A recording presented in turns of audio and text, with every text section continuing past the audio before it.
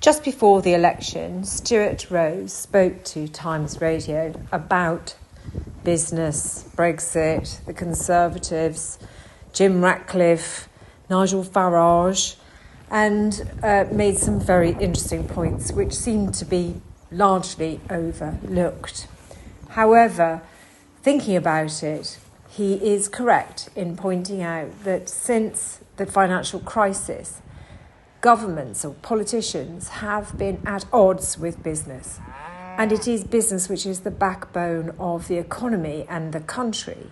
And we need the economy to function well to ensure public services can thrive. Well, as a businessman who's been in business a long time, I'm embarrassed to say I've been around for 53 years in business and I'm still at it. Business has actually been held in pretty low esteem since the financial crisis. If you remember, bankers got demonised. After bankers got demonised, business got demonised. And we really haven't seen any really moving together between politicians and business since then. I mean, and unfortunately, some of the early comments made by the Conservative Party were not helpful. Boris Johnson talked about F business, didn't he? He did. I'm too polite to use that word, but I'm glad you used it before me. But I mean, do you think they haven't recovered from that? That was a sort of point of no return in some ways for business. Well, it was a low point. And listen, let's just put things in perspective. We have to look back before we look forward. I mean, I will say this, and I'm quite shocked still that the one word that hasn't been mentioned much during this election is the Brexit word. I think that was the greatest act of national harm that this country's probably done for a century.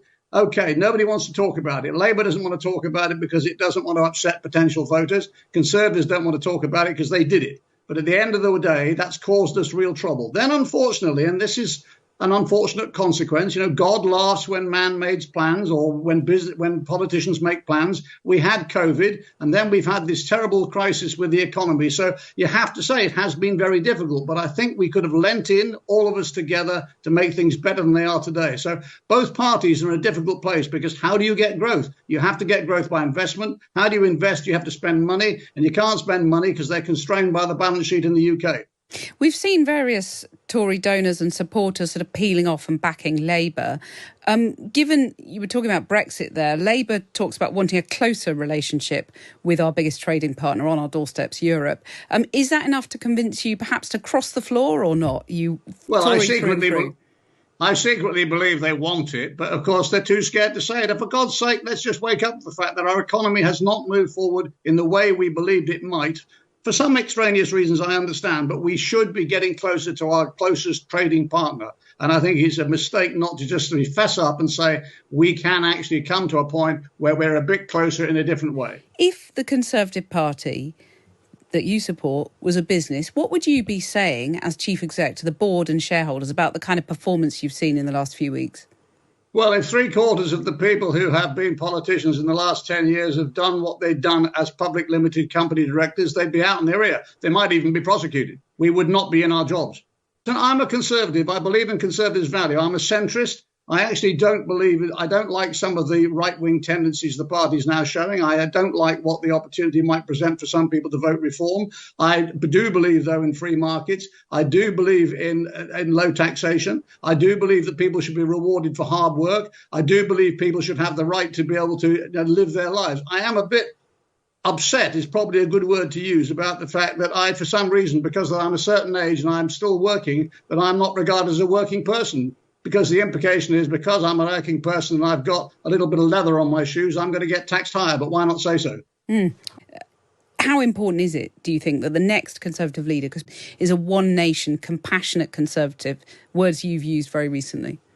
Well, I think it's vitally important, but I'm not hopeful that will emerge in short order.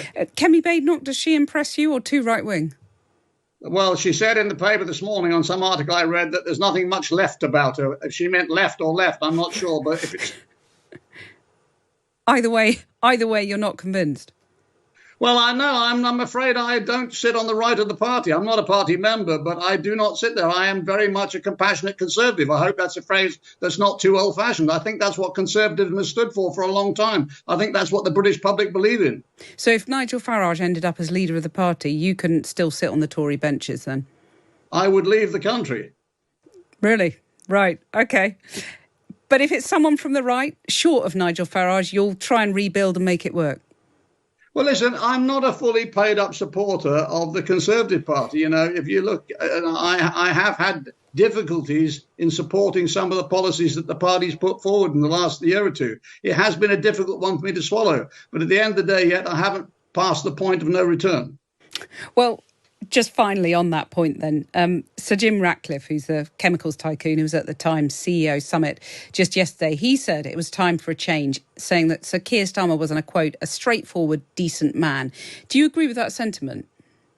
I honestly can't answer the question because I don't know. I've never met Keir Starmer, but I'm slightly sceptical about what Jim Ratcliffe might say because he was a fully paid up Brexiteer. OK. As always, I'm interested to hear your views, so do comment. And if you haven't subscribed, please subscribe.